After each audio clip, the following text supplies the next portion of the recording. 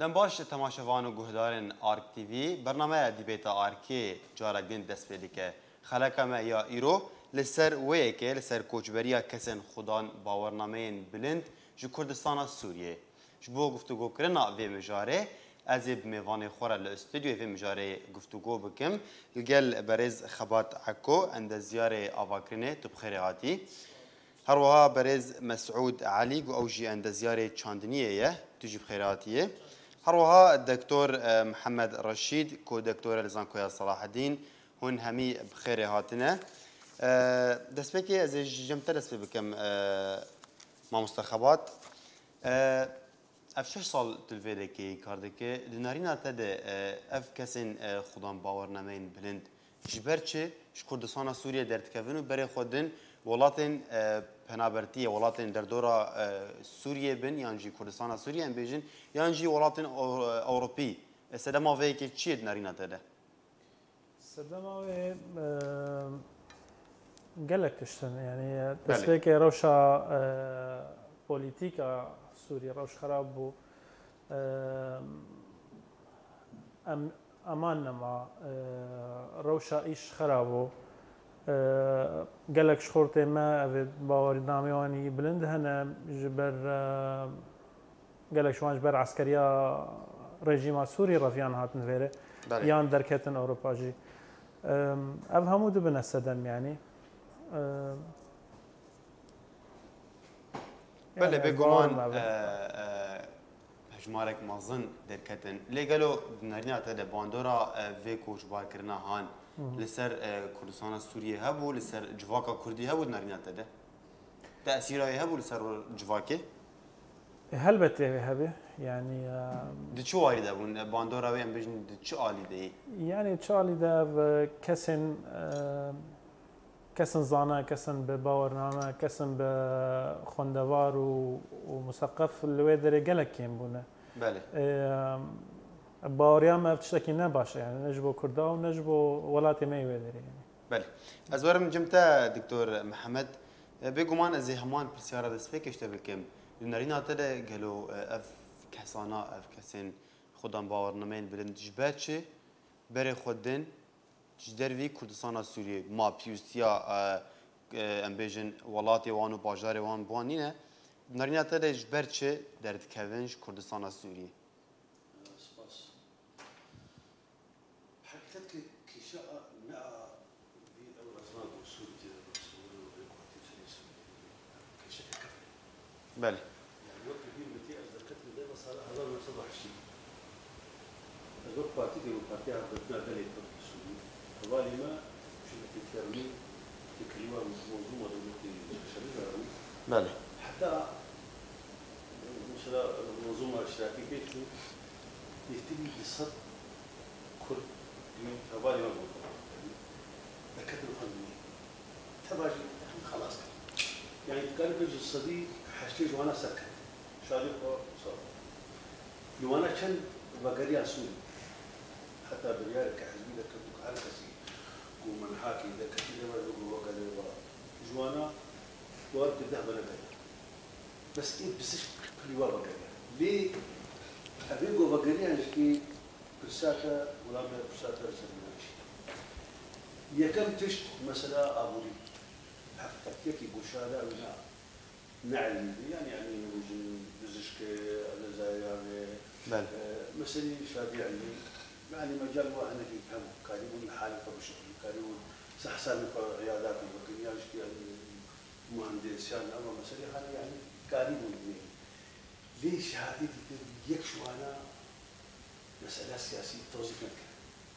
شن دكتور سوري كرد وبقرية يعني جوار دولة المنظومة إيش نبيها دولة وهاتني زانكوي سوري دي تعين ونما مستوى ونيك إلا تفهمون بعسير في الرواج كذا كتبوا ولا باريس من مسألة سياسية كتبوا مسألة بارتي دي يعني ده كتبوا أزواج بله جوانا يك أزواج يعني أزادار يصير وضع سوري بالتبعية خاصة مسألة جامعات يك جواي كسي جوبقري شهادوي نظري هاي نعرف وظيفتها الشيء الملاك دلك أساسا بله يكتبوا نبي يجيبوا غارة خرجوا وما بعوض كل صالح شيء توافق هندسه نوويه خلاص وقرية سوري صار في دوغ من محلك تربة المحلك النووي ضريبه هو مديري مدرسة هي ولا خالص أزرع يباشا أبي هذه وتشوف مني بله دكتور از به اخافتن تا از هرم جم بريز مسعود تجي ويك يا بريز مسعود جو نبونا در فتن کار لسوريا هلا جو اف كسانا سوريا در كفن ما مصل بيجي اگر كسك ن بيجن اخافتن نبعسي به ندهات جه کارج بوي تنبو تجي ويك يا يعني اول كيف فكرن يعني شوناش درب كفاءات او بيجن الانساني خوي شهاده بلن نجنا هذا بشتي الشري جهاني دوام عالمي تشيبو قالك خل تركتنا جربه هناك يعني تكاري قالك قريدي قالك ابوري قالك وضعي خوا الداخلي السوري دجي مثلا يتوري ميزانيه وضعي اقتصادي وقت تشنا باجاري دي وك باجار اوروبي وضعي خوا اقتصادي باش تربن قالك جراجي اونا السبب الرئيسي بو تشوناواج دربه يا دي مراكز بحث نبون يعني يرو مثلا تقول سورية الميزانية 4-5 انسان كارين دكتوراه عن ماجستير قال لك نت كارين كم وقت تشنا باجر اوروبي بهتر مجال جواره فكرينا يرو تميزن باجري عربي كامل او امجي بجن وطن عربي امجي بوتوي نيفادنا شصت مركز بحثي هاي بو ماجستير بو دكتوراه بو شهاده خو يعني بردوام كن شهاده بلن بس توري فرنسا ثاني 1500 توري هولندا 10000 يعني تدميزيني يعني دولتي ديجي وقتي دولتي اوروبي اوجي دوما ميزاتي هري بلندنا خداني شهاده يعني اوجي سببك نقول لك خدان شهاده دكتور بماجستير او انساني جهاتي نشرت شهاده جيبي يعني انسان هامجن دستي وزير دبري او انساني بجنوا قالك جهاتي مجال دوما مجال دنا جبوها بكشين يعني دولتي اوروبي وقت ميزاتي بلندنا ضمان الصحي اقتصاد رواتب بلند مراكز بحث بوخان ناخذ بردوام كن وقت الدنوات توري او تشت الباجاري واتننا دهيل السببك الرئيسي بهترجي يعني بسافر وقت مثلا استراليا وكندا هر صال هجره كفاءات مستعده فيزا مستعده جنسيه حمود تشتي بدنا بس واخذ انا مجي او خداني شهاده بلند ببنى جمخه او شيء يعني خساره اقتصاديه اجد من او سبب الرئيس يجي سبب يجي وضع اقتصادي سبب مداخل يكنش مراكز بحث كيم ترن دولتي يعني بيشكتي وك سوري وما روج افاي كردستاني حتى دولتي عربي ديجي مشكله ند باجري السويت هنا يعني كيف نجي ومراكز بحث تجيبونا ودراسات صار تجيبونا المصر هي تونس الجزائر حتى دولتي افريقي يعني مش بيها مشكله كي هري جورا يعني يروح يك قطابي خدان كان يعني صاله كي حتى دكتوراه يعني تحسب كي يعني 150,000 دولار تحسب كي معدل سنوي سرويتك تكليف كرن بله يكسر بيك لحظات اوروبا ميزات بلند موتشاني مازن بلند دانوا شو اوروبا يعني خساره ولا طيريه ادبين نرينا من وضع اقتصادي ونبيشكتنا دولتي ما يمتد تعيش ابنا بيشكتنا بحثت كي الفيدا دسكت الكردستاني هبو تولد تسال كردستان يعني تماشى كن ايرو قالك دسبيكا 2013 بهتر امكارن ولي بحسيكن نسبكي قالكي مزنهات مقارنه بالصاله ديرا كيم دشون هاتنا فيدي دكتور بو يا ماجستير بو هناك عقد بجامعات راه تشكرن بصر صاله كي عقد واخذ من موتشي وكيم كرن هناك ان طالب خاص ماجستير خبر دوام بكي مجال ندانا مجال نبو مقاعد وكيمن جبرت شيء انه توري مثلا كوليجك وكوليجي وهر صالد يعني بازدنا يعني بيستن يعني دهن اكبر حد يعني كيمن او خا كيمن او خا قسمك هي مثلا توري كردستاني قسمك جي كطالبه اوائل دتشن وقسمك جي سر برادتشن يمشي نكارم مثلا ابجم صالي كماجستير بك 5 مليون تخازن هرطا يعني يكبر افاي كردستان بنكافي برابي فا براجي بدي ومقابل او يعني بيشكتنا جوره الفرني حتى مراكزي وبحث جهه بالمقارنه بدولتي بيش كثيره بله از بچم جمتا ما مستخبات قلب نارينا تد هاتنا وهنوك وعند زيار يعني كسنجو خودم باورنمين ماجستير ودكتوراه بن جبو كردستاني قافك راست بود درست بو و تسود جوه هاتني ورگرد اگر تو بحثا خوبك يان بحثا هوالي خوبك يجي يعني أفتش بتجرح هركسك ونارينا ويا هركسك وتشبلان كري يعني تشبلان دانيش جيانا خورة از سوريا بوم وقت خم من از نب دركت ناجر برا يعني قالك درفتي كارج مرهاتن الإمارات مرهاتن الخليج مرهاتن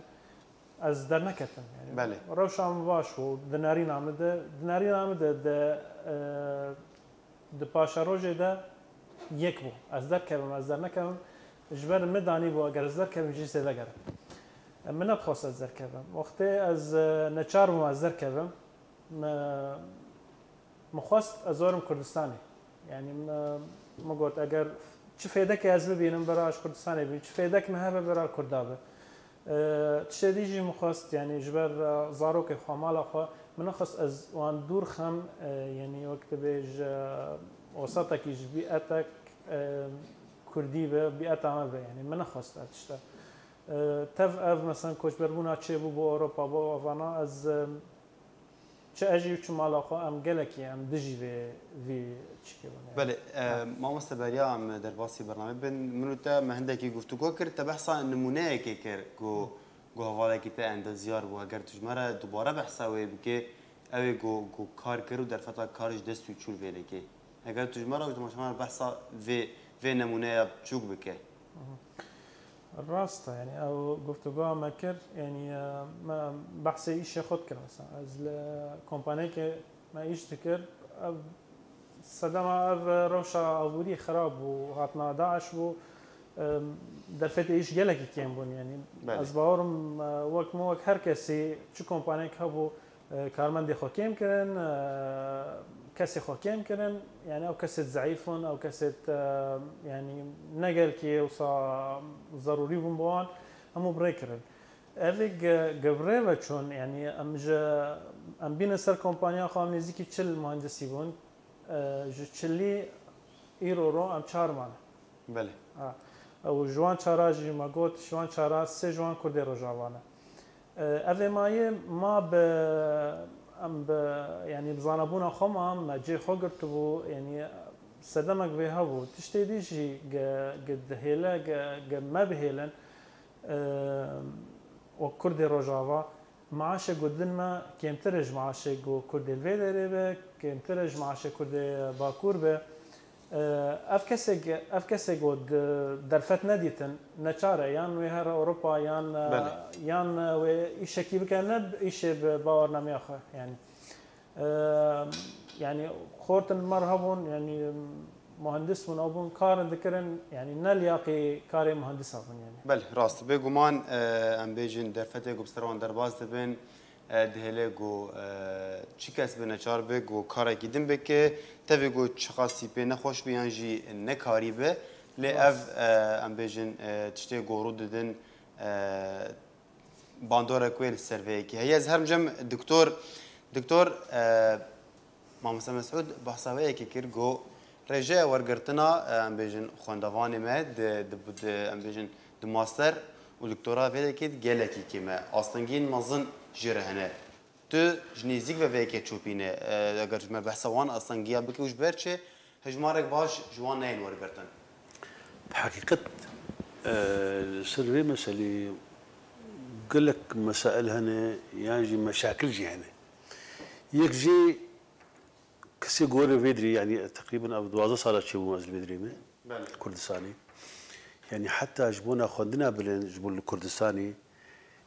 أو مستوى التعليمي الفيدري كيمبو يعني صالات 1006 بيجي سر كلية خوزي بيجي كاش قبول نذكر شو مارسيليان دكتوراه صالات دواجي آسيائي آشارا نه بكر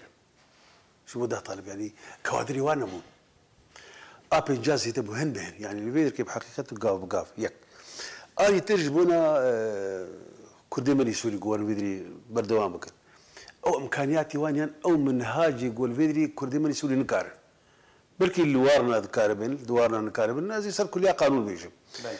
يك جيد فيقو بيشي يعني بري 6 سالة حسيكي أوائل دصاندن 6 طلبي أوائل يكو دوسي آديتر دهي أوائل جوانا سيد هالمجارتن يعني طبعا بيش كمان يعني إيصال امتحانات هذا قدمين ديشن فاصيل مجموعة طلبة بيشتغل يقول مفاضلة وجود بيجي الجماعة دي مفاضلة جوانا ده هذا بنيان وبيسابن يعني هم بيش كتيك هذه تير زماني كردي كردي ماني سوري نكان بخير يعني ماجستير راسي حقيقة زحمتي يعني زماني انجليزي ماجستير بشي زماني ما مسبين جواز بردوام زماني واني كردي نكان يعني هم من مصادر ومراجع وخندن وقال لك مسائلها نجبر صلاة كي ماجستير دفقوا خندنه بيقول بحثي أخو بني بسينة نكان زماني كردي تدفقوا بإنجليزي بيرفكت يعني يك المادي أساسي يجبوقوا ماسير خبرت كنت زماني إنجليزي تر أنها بري صارة طبعا شيبوي أنها خندنا كلية قانون كنا زماني عربي أو غلطي بزماني كردي راسي مثلا ولد باريزي وجبونا زماني كردي وبراسيش كي بزمانك كردي رسن طلبة بشكل عام يعني حتى أو طالبي وانا دخويني بزماني كردي ما مسيني كان وكينا يعني نخش البيت حتى انا شيء مع رضاك لي مثلا بزماني عربي جبوه ام ترجمه بكن بدم عميد ام ده ما مستا سكني نور نشتري سنوي على دقم ترجمه كردي وكذا او مستوى وان يعني او كردي زماني كردي البيدري نزماني حلمي وحققت يعني مرو برا راسي بيجي يعني مصادر ومراجع كردي شكتنا ده باش تشيلوا بحثك تبيني بسير ماجستير بكردي ومصادر التنين وتزان بعربي طلاب بزان بعربي كويش كوبيني ما مستوى اشترت من منك باش خش بيشو صلاة ده حضر وشش ساعات بيدركي وده حضر وحاول ده حضر وحش طلبي بكالوريوس خارجي بحث تخرج تنبو بكالوريوس بحث تخرج تنبو صلاة شارع مكر ما بحث تخرجتي هل بيش حقيقة الفيديو قال لك يعني بيش كتين بواري خندني خاصة خندنا قال لك بيش كتي أنا وكا ما بين بري ده صلاة شارع ما بحث شكر حد طالب قارن بحثك تقديمك آسيا شارع حد طالبك يعني أما دنجحان بس أنا أبوي ما ذاك أساسي كسي جو بحثه ويني تخرج بدي ما مستاق تاني إشراف سر الذكر يك آية اللجنة كي ما مستاق تاني بو أنا لجنة شيد بسيشات ما مستاق مناقشة ذكين يعني تقريبا هاي مستوى باش فججبونا ولو استخمينكم كردي ماني سوري نكاري أجر فيواري ليه دواري بيجن كلياتي علمي بزيشك ومهندس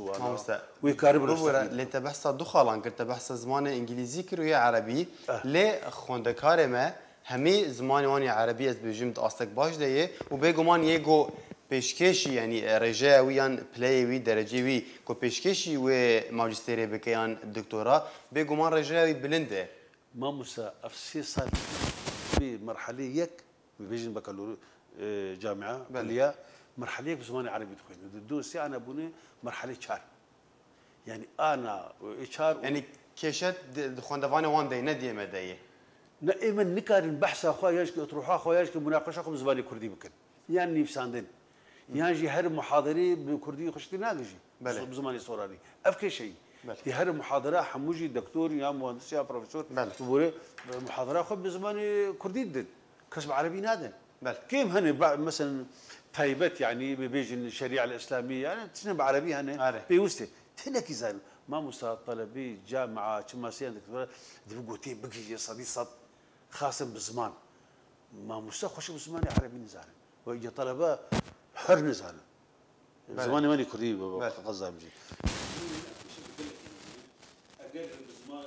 كلياتي علمي تخمينكم ويكاربه يجبر أو زماني كردي مش يعني بله دكتور ليه وكل شكل يتم لسه مش بله دكتور زهر مجم ما مسعود ما هون وكو عند زيار جو بري خطوة كي هون شوا رولا حكومتها هرمي بين قالوا حكومتها هرما كردستان تشكر داكو فان عند زياران فان كسن ميناوا اگر دكتور بنجي لخو بكن وان نزيكي خو بكن و بكار بينش بو خدمتها ام بيجن ولاتي خو بكن يعني جفاتا خو بكن يمر سر رولا حكومتي او رولا حكومت وبشام داخل خار رولي بارتي يك بارتي او حتى حكومت جي جبو عند زياره عن جبو بجيشكا او جبو محامي او حما ترولا وتنبو يعني هر يك انسان خوي شهادجي وخو انسان نخوي شهادجي حمو يقبون كلاجبون يعني تشتك جوار نهاته تقديم كرن هر انسان كي بجهده خوي الشخصي شخوره كارديت بله وانساني كار نديت وجيك نكر يعني او دركتش دربه وانساني يعني ام وقم زان دتشتن خلب ولاطه فتيغريدان يعني مال وان مال باجي وصاروجي وقتي خواندن هبه وقتي كار هبه كار هبه باب دايك او تيفك ولات فتنغريدان وخواندن هبه زاروكي خو زارو بخواندن مدن بس وقتي مهاتنا بيدك ام عند زيار او حميش شهاده كسي تو يعني يك جيما از ابا 5 سال الفرم حتى انها بلكي زيدي باز ابحاث ما تشكريا حتى نهاجي محاضرات كليا كشتوكال يا جماعه صلاح الدين تنأز محاضرات دمو حتى كنا كسي تقديم شمرناكي حتى وقت تشمس اقامه خوتشيتكم بلكي زقلكي جنا زحمه بونا جيت بينم حتى زي اقامه كيش خرجتكم يعني احتمال يعني كرول حكومتنا الرولا دي امورنا خوارتن يا امكار يعني دعوي جواب كن بارتي منا يعني بارتي ميل فيدي حمو بارتي نه تكاسي تشك تقديم نكر يا نج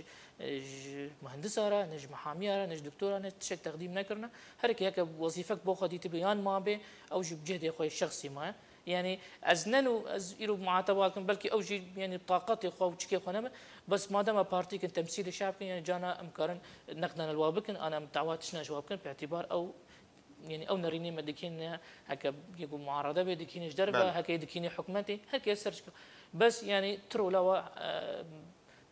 ما يعني تشونوا ان ماينا خلكينا نينا بله ما مستمسور هم جمع مستخبات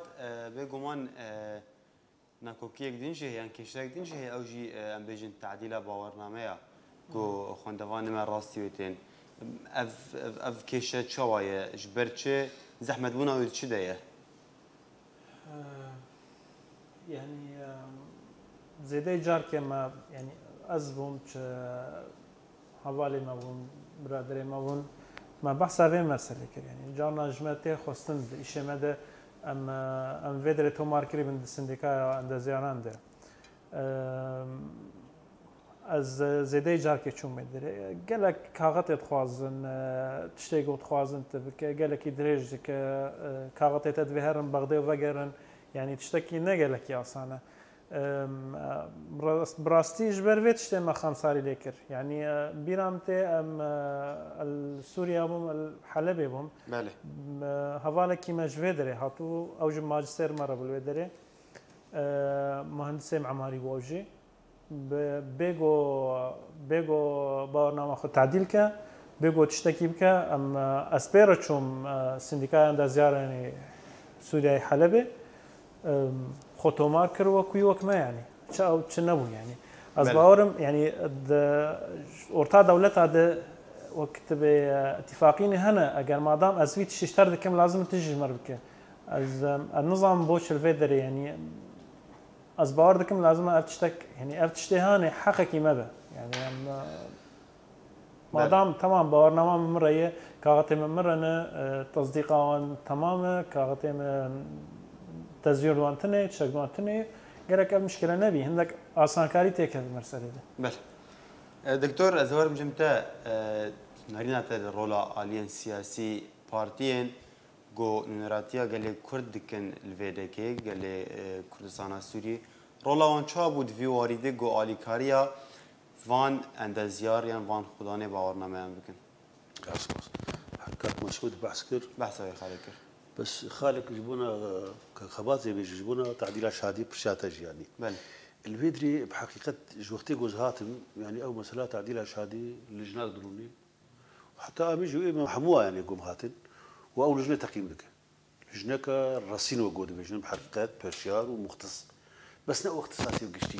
مثلا اي قانون يقتنيه واختصاصي من عقوبات واختصاصي من مدني يعني خوياتي او هذا الشيء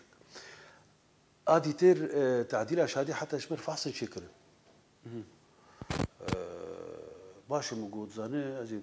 حتى شو كليه يعني خذني بالاش من او تعديل شهادي وقت مني في امتحانك اشوف كليه امتحاني مش شكر باش موجود ازي شاركي بكم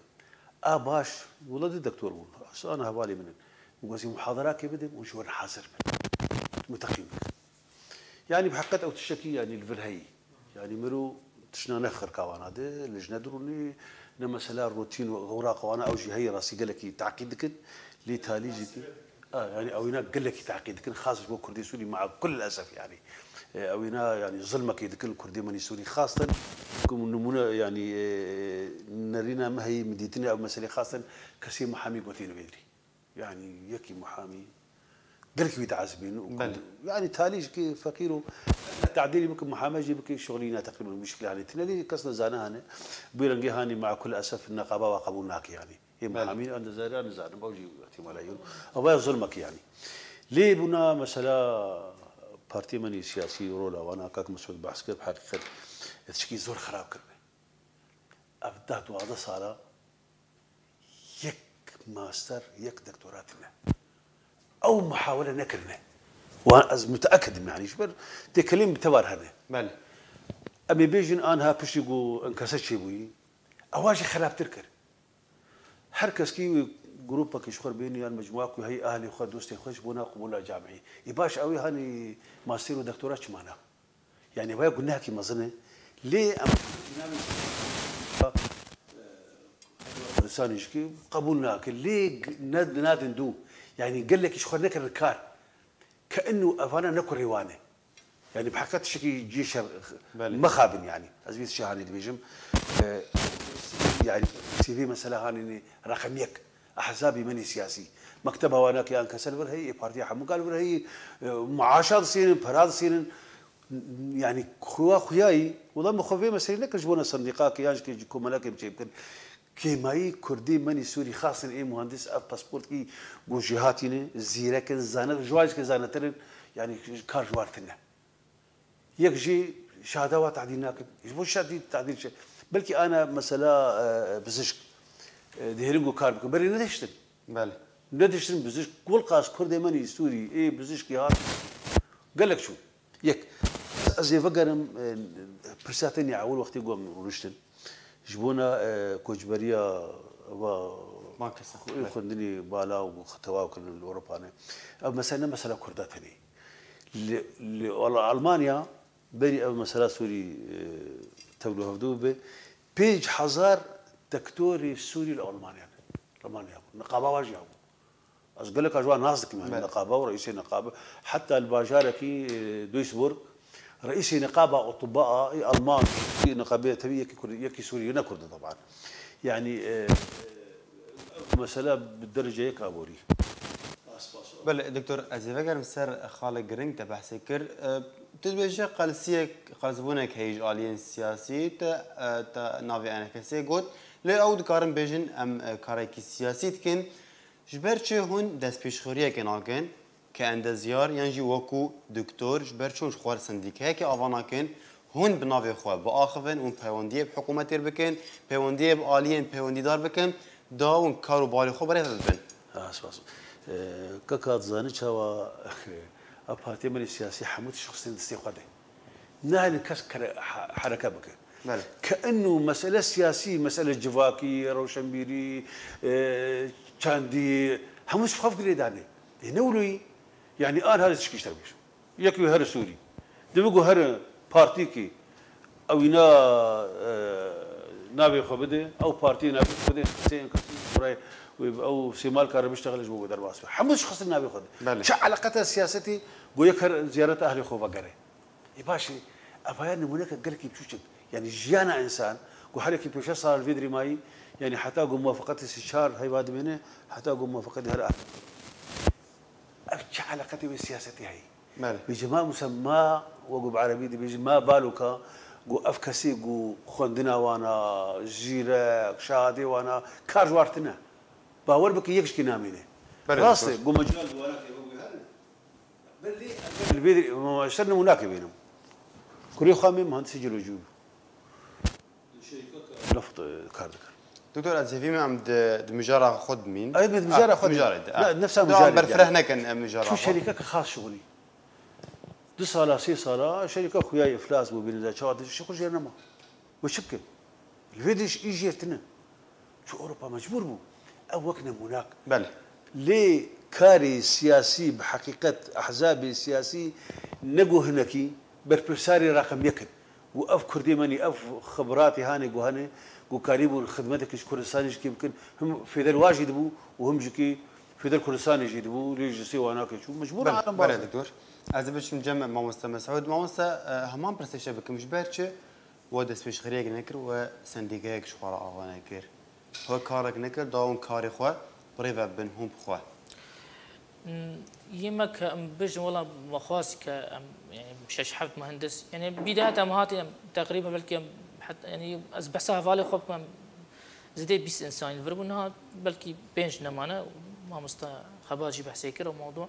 بس يعني يقولوا ما تماشى كون حموس انتكي هي هكا بيجي نيفيسكارا ويا قطابيه حموشي يعني كاري خوا كارني يعني اول شيء دعمك جير لازم او دعم جيب يعني كاس ناديته بارتي منا بارتي ماجي طاقتي خو كيمن يعني تو سنتيجي تشيكي وتشينيكي از نري نامده دعمك مادي نبي سر مستواكي بلن يعني منقها يعني يمين سندكه وهمي اما هكا بصراحه يعني بيشتغلن يعني كما خانك ان كريكر وكان محاضره وكان دي مانين انا جروبك شوره تشيكر ما هبدو ناس جوار درباس نابي باعتبار كان زياره حمو عند زياره كهبن بدي يعني كاربكن دعم ابدع مهنجي ولاتي جورا بيترابن يعني ولاتك سرخه بيترابي ولاتك اقتصادي خوهي ولاتك ميزانيه وقسمك هري مازن تشيش ابحاث هر تشيش عند زياره يعني ايرو مر كردستان وق مس نمونكي بدل مثلا يعني فيسكارا كارني خضرابن كار نشاط وش كدرابن انا كي دي درابن بس يما كان عند زيار بالشكل عام ماد يعني حتى بكار بكن واكتيف بيد دنيف ملده بماديتها بمشاريع من مشاريع هري جورها بن ما مستحب تبقى خفتنا ليه يكتيا نيفيسكارا هي تا ما جبكي يكتيا روجمافانا هي جبرتش هونجي تشتكي بفي اوي افانا كان إيرو يكتيا نيفيسكارا هي يكتيا نيفيسكارا بيجن كاريوا يعني كاركي يعني دكين كاركي باش كن نزيكي وانا رولي زمان دا رولي محاضرات تسقيف دا بكاري خضرابن بس يما كأم عند زيار ام يعني كارما وكاري وجدا يما وقت ام كار بكن ميزاني كي جوره لازمه صراحه يعني بله. يعني يرو مثلا ام بيجن ام يرو كاري كشتوكالي بكن ورده يان روشا فايدا يعني ميزاني كي قلكي مصد تهري كم كي بارتي يعني كي دعم كاس دعم حاليا كاس ناديته يعني صراحه يعني يمني مجموعه كجروبك تشتكي يعني صراحه يعني دعمتنا يعني انت دعمتنا بتنكا كاربكي وبارتي ما جم قال جاره ما قلتي هو يعني او دعم جموني بجم نقه انا وقناغي قوم كارم دعم بدن هوا يعني مثلا ايلو منستر كشتو قال روجافا مزان قال لك سلبيات هنا قال لك امور دخلين قال لك نخش ما كسر كاري خد يعني نخش داخلين قال لك اصناف جنب بنتي بن يعني لازم ندخلين فحص شيء امور قال لك تشتنا بس اول شيء يعني دجن ما ام نقه انا وقناغي ام كارم فا تشتا ترى سربكن يعني صراحه بله ازهر جم دوباره جم ما مستخبات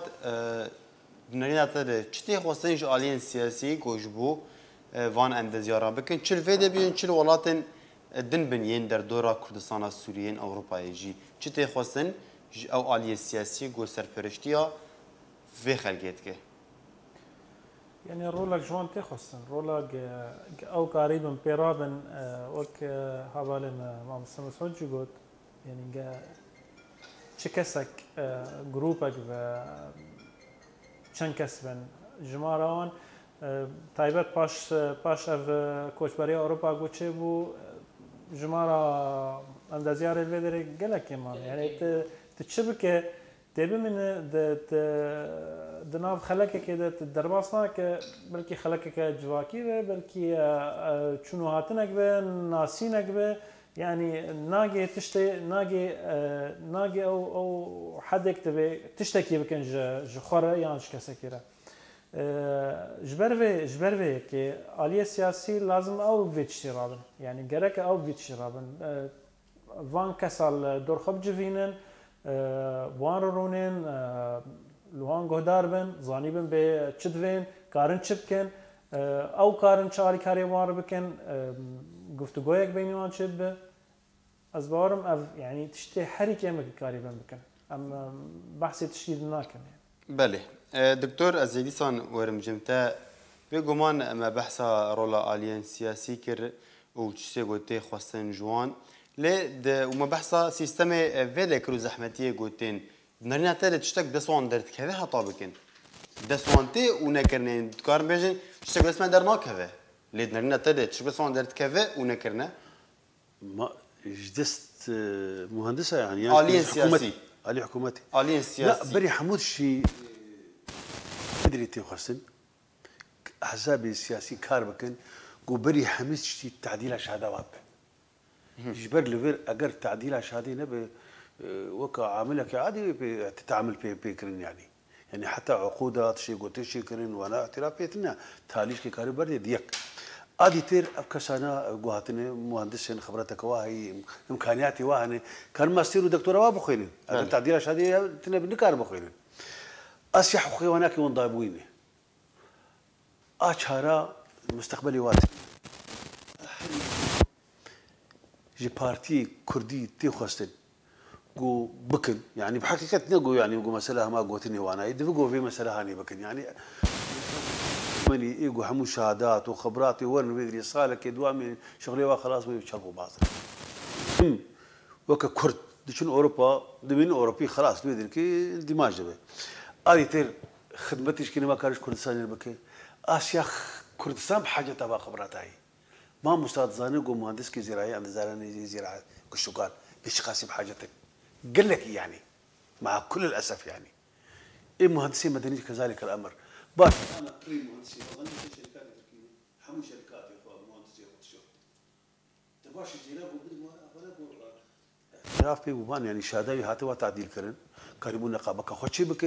كاريبو تشكي بك كاريبو مغاكش فردينين كاريبو الفيدري خبك ونين امام مسا تشكي الفيدري نحكم بتقديمتك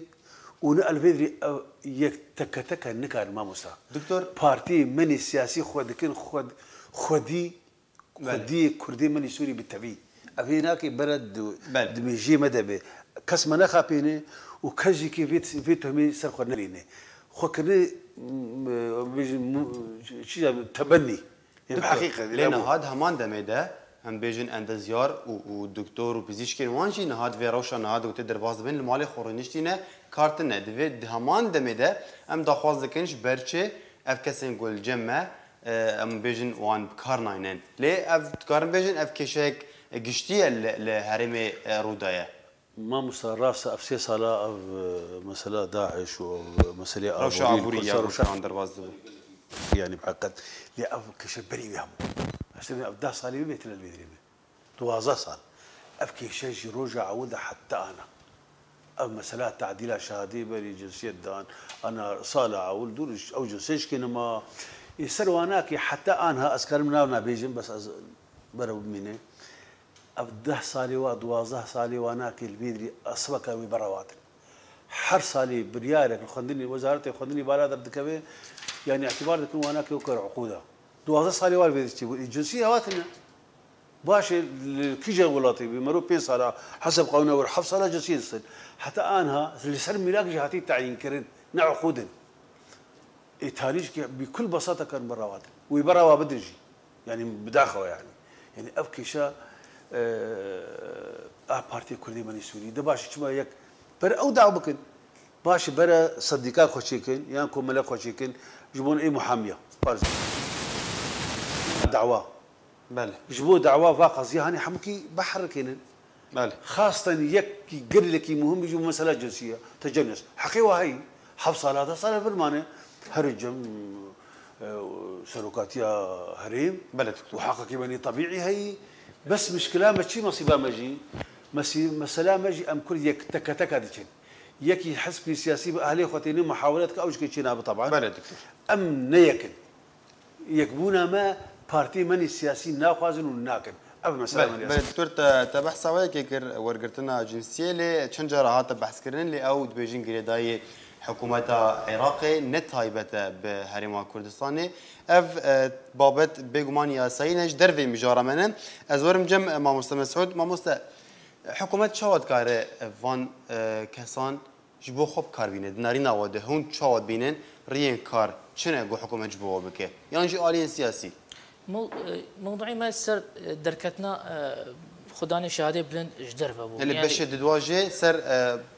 كاريوان الهرم افغانستان كاريوان. تشاو بريفتشيان جي ولاتن دردورا سوريا يعني إلو أم خب كنت خونا كده بعيش بجن والله أو خلك تشويش دربي بفجري يعني وبتشكي زحمة فجري ولاتي ديجي كيفن وش كيفن ده يعني كاس نفجره يعني مراكز الدراسات تشوفون الباجاري وقال لك خلق سر تعبنا وبابحاث شكرنا ام وقت مصر بيجن طيبات ودولتي افريقي جهانا وقناعتي يعني كاس نافجري يكون دركت وميزاتي قال كي باجير دولتي اوروبي وكندا واستراليا ودولتي اوروبي طيبات حاموشي هود فجري يعني إلو أم بيوا حلا بكها من قام خلكي فجرين كزنا فجري خاصة بو أول شش حفظ صار تشيبون يعمري ده بو شازده أو خلق اندماج كري عمري بيستو شش كتت زان جودا كذا يعني ياقو أمكار من سر كار بكن أم تشاوا استفادة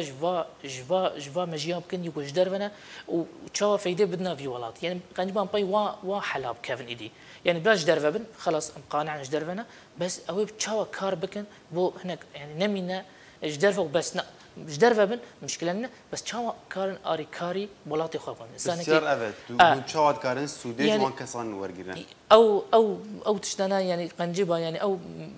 بارتي ما في كاري بكن يعني حكومة في كاري بكن ميزات لابد نفا أشخاصا ريجوارا بكن إنساني خوي بروفيسور بي جامعة بي فجري محاضرة كي بدي تدريبا جروبا كي أنت زيار بكي تدريبا إعلامية بكي يكن دكتور بي ورين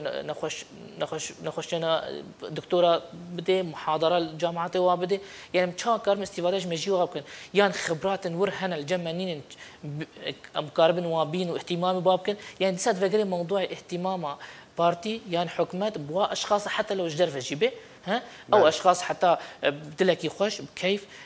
سري هيفكي دايفا قاربي وري ولاتي خوا تدريبات شيكي ترينات شيكي خلكي ديزاينر تشتينو بيني بو ولاتي خوا نمين خلك ولا بيجي ولا بلا فكري وزاري خو بيني او اقو فكري وزاري خو بيني يعني قلت كي زحمه بوا تشكو او ميزال جمانين يعني بيوي قناخب كم او قناخ قام كاربن استفاده جوابكن بله ازهرم جم ماموستا خبات ام چاوت کارن و کوچبری هان کم بکن ماموستا بحثا که گو زحمت ام وان وگرینن لی ام چاوت کارن و ریجه هان تنارین اتده کم بکن كم كرناوي يعني دويت وگر صدمه يعني صدمه چوني چي چاره سری نه ده چی چاره سری چاره سر بك چاره سری جي از بجم حوالا گلك بحث كر تسوي قدام بحث كان دو صدمه تبي سركي هنا آبورية وأمنية يعني أبيج سبب أمنية إذا كتير صرحي خو صرحي زاروك خو بس إذا كتير ينجج إيدي كسيدي قدر كتير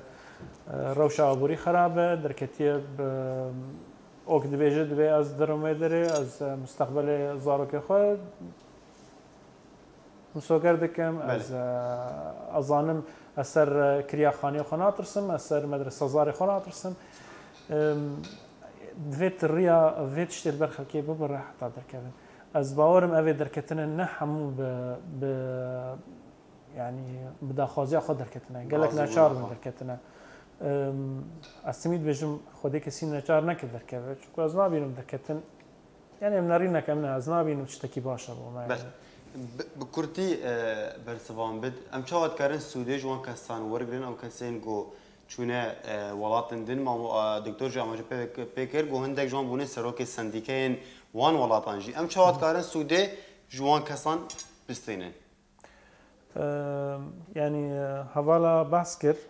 يعني كم نكرن بس تشتكي از سر زيد كم كسي ما يقدر كتن ريغول بيشان وبونه ليفر نينن يعني الفرتنا تشتانا كارن بجين تشتكي جام الفرن كارن بيجيني تشتكي لورد بينن بيشكتنا خواندني بت بيشكتنا بيزيشكي ده بيشكتنا جاني ده بتشبه كارن دريا خور كارن يعني علاقات نوان الورهنه كارن دفيرير مثلا حتى آلیکاریه که مادیج بکن جبلی تشتگ هوا عسكر ورن ویدره مثلا محاضره نابدن ورن ویدره آلیکاری که بکن نخوشا ببینن كارن تشكيليش بكن كارن مثلا الويدري جمعي هنا الويدري منظمات هنا كارن سنترك الفرفكن سنترك تشبزشكي به تشتنا مثلا اجهزه طبيه سنترك هندسي به خبرك تشتكى الورهبه جهازك الورهبه جربين سنترك الفرفكن يعني افتشتنا بريانا بيشان فكر ان بيتر جبل اول ورن يعني گلک سپاس دکتر ازورم جمته پسیار می داوی امشاوات کارن سودیج وان کسین گودر کتنه ورگرن جبو خدمتا جواکا کردی كردي بري حمود شي و ام في جو برشاتني بري ونجبو في كوجبريها مسكني حقد كسي قوتين يعني انا ما بيجن لالمانيا دولتي تركسي قوت شنو وادبن هيبك خلال هيبك ده هيبه وفرزك كسي خبرات كسي جامعي كسي قشادي وهاي كسي كان استفاده يجيبك وفرزك زانن بيشلو استفاده ويشبابك شيء يجيك مناسب حتى تحمك انا اخو قاب تعول يعني اللي بيدري او تشتنه حالك وري لجوا اخوي بدي الله معك لي هذا معسكر انت يجيبك لفير كارن استفادك جواك بكيماي بحسابي ماني كردي تنسيقك كبار شيء بكن انه كثير خبراتي مني اكاديمي قواتي وادركا وتصنيفك بل ابي هاني مساله ابوري في مساله هاني جالس لي بكن برا براندن برا مدعمه مدينه بس مجالي البروا بكر كاربن بشغله بل كاربن تم مشكله ما بين اوروبا وانا زمان مشكله جواره بس برتزم مشكلتنا باور بك كردي مني قوريجكي از دوي هاوي ده من زامركي خوياي مستوى خندني سوري اللي بلنتر طبعا او كردي مني سوري استفاده قلكي كان جوارك لي الفيديو في شيء مالك طبعا بلي. يعني نحموا مسالات دواري او سي صالحو او كريزا قول بيدري شيء وين او اهتمام واتنا يعني كسيقتي دوشن خاصنا اكاديمي وخلاص كنا مهندس وانا ازواد بينم يكي مهندس مدني هادبر هاسي مهلا ولي ما شو سليماني دي هيبه ما شو دهوكي هيبه كدوا ما دي ساعات فيدري تاري مجبور بو خل حدود خش شو تركي على الالماني هاي بل ما موسى ابي يقولوا قربكي ما اي بري حموتشي نبي وهي تشاهد بتري مجاري تشي خبرات تشيل فيدري كي بله معوس بتشكي فام مسائل هاني حكومتها هاني انت خاصين وبارتي من السياسي دي بقول مسألة متابعه بك تبيش خل بك المشكلات يعني كردي تشتي خواستن جوان كسان جي وكسين قول جدر في ولاتن جي اف كسين قو خدان باورنا منه اخفتنا تي داوي جوان را چيه